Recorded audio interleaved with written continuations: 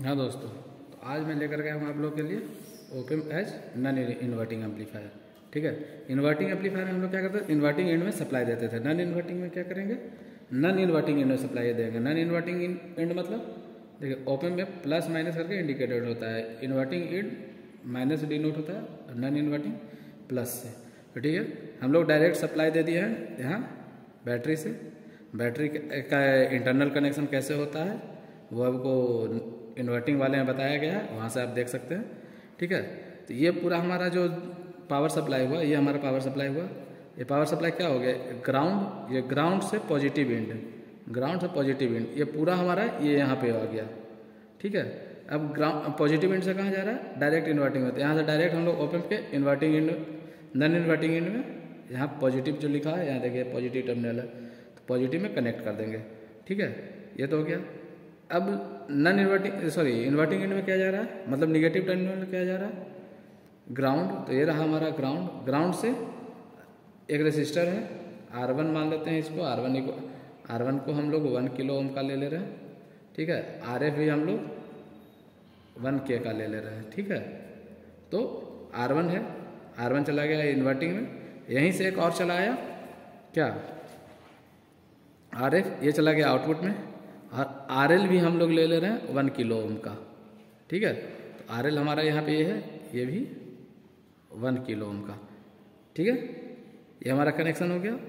अब मेजर क्या क्या करना है, इनपुट वोल्टेज और आउटपुट वोल्टेज। तो इनपुट वोल्टेज में सोर्स के क्रॉस यहाँ पे लगा देंगे वोल्ट मीटर, प्लस में प्लस, माइनस में माइनस।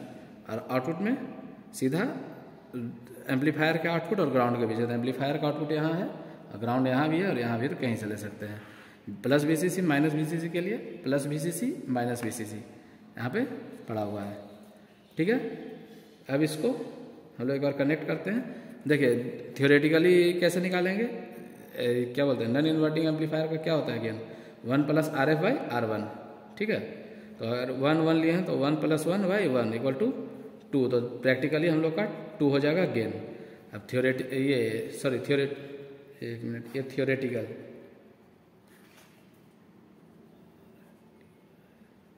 थियोरेटिकल गेन हमारा हो जाएगा 2।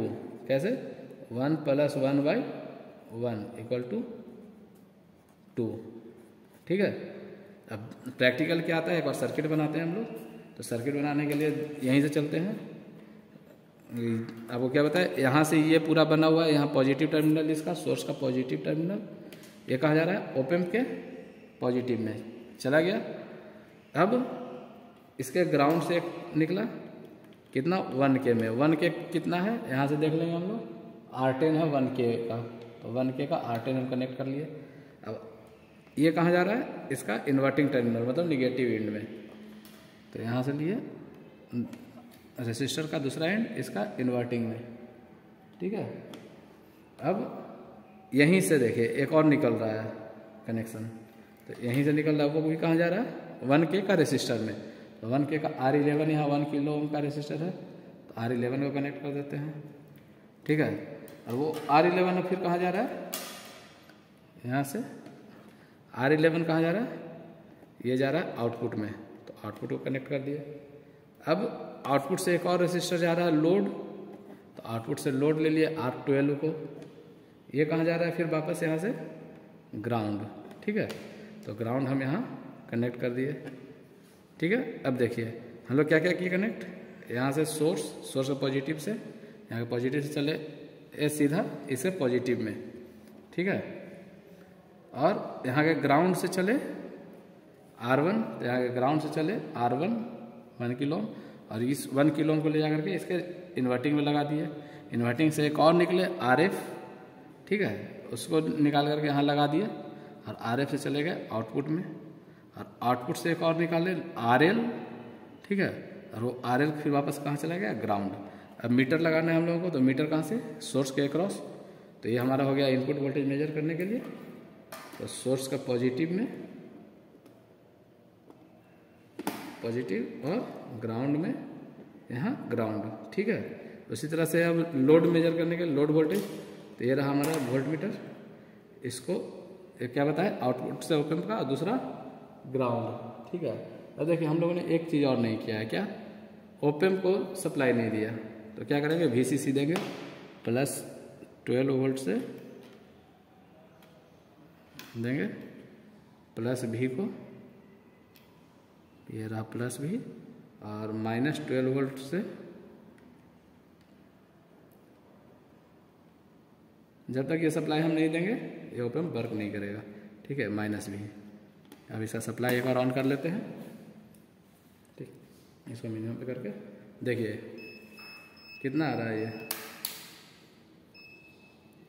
1.49 2.92 कितना आ रहा है मिनिमम पे इनपुट 1.45 ये कितना है 2.919। ठीक है, अब इसको थोड़ा चेंज करते हैं, कोई और वैल्यू लेते हैं 2.2322। चलिए 2.22 देख सकते हैं यहाँ पे, दिख रहा है? नहीं दिख रहा तो इसको और ये कर देते हैं थोड़ा। चलिए अब दिख रहा होगा क्लियर, इसमें दिख रहा है, इसको भी थोड़ा ये कर देते हैं, ये दिख रहा है। चलिए कितना 2.22 पे 2.44 एग्जैक्ट डबल 4.44 तो 4.44 वोल्ट। अब इसको देखते हैं 3 के लगभग में 3.07 पे 6.15 लगभग जस्ट डबल 6.15। ठीक है, अब इसको देखते हैं 4 के आसपास में कुछ। ठीक है, इन्वर्टिंग में हम लोग भी देखे थे 4 के आसपास, 4 जा करके फिर सेचुरेट हो जाता था, 4 से पहले ही सेचुरेट हो जा रहा, 3.5 पे ही सेचुरेट हो जा रहा। तो इसको 3.5 तक ही देखते हैं, 3.23 3.42 44। चलिए 3.44 पे 6.88 दिख रहा है, 6.88। ठीक है, ये भी 3.44। लाइट जला देते हैं थोड़ा। ठीक है, ठीक है 6.88 तो लगभग ये भी 2 के आसपास आ रहा है। यहाँ पे तो एग्जैक्ट 2 आ रहा है, यहाँ पे एग्जैक्ट 2 आ रहा है, तो यहाँ तो एरर 0 आ गया। इसमें थोड़ा बहुत माइनर एरर आएगा, एरर कैलकुलेट कर लेंगे हम। तो ये हो गया हमारा open batch non inverting amplifier. ठीक है